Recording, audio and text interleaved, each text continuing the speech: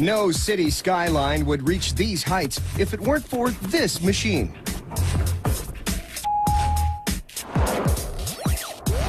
Before the elevator, buildings rarely grew over 5 stories.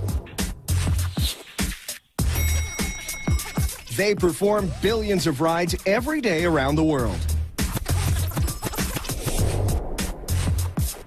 Among the safest ways to travel, there's less than 1 chance in 12 million that something will go wrong with the elevator you're riding in.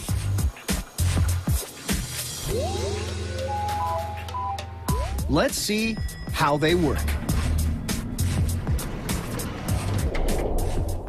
The most popular elevator design is the roped elevator, where a car is raised and lowered by steel cables.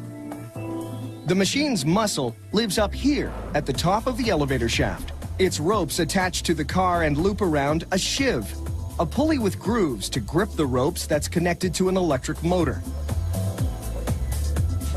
Turn the motor one way, the elevator car goes up. When the motor turns the other way, it goes down.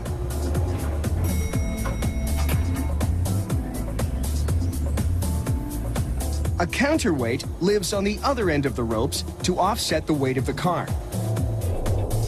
It's usually about half the weight of a fully loaded passenger elevator.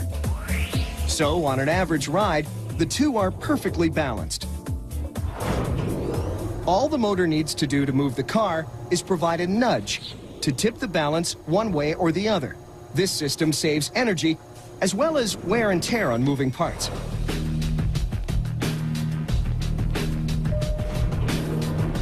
Once the car is moving, the motor's only job is to control one of the 2 falling objects.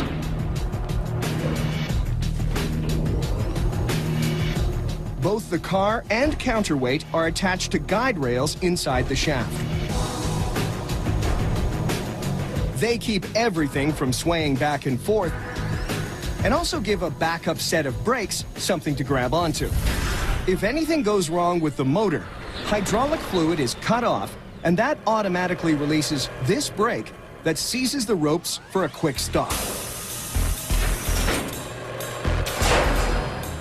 Technically, one of these steel ropes is enough to hold up both the car and the counterweight. The rest are there for backup, in case one snaps. But what if the whole set is cut?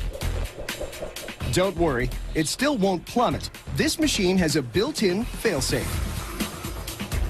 There's a governor located beside the motor, with its own pulley and separate cable attached to the car. There are 2 spring-loaded metal hooks called flyweights inside the governor. If a car free falls and the governor spins too fast, centrifugal force pushes the hooks out. They seize ratchets on the fixed inner rim and stop the pulley.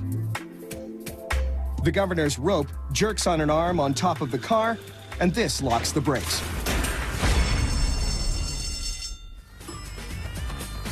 The idea of the rope elevator is simple enough. One side goes up, the other goes down. It just took a couple of thousand years to figure out how to stop it. It's easy enough to drive, but without brakes, we'd rather walk.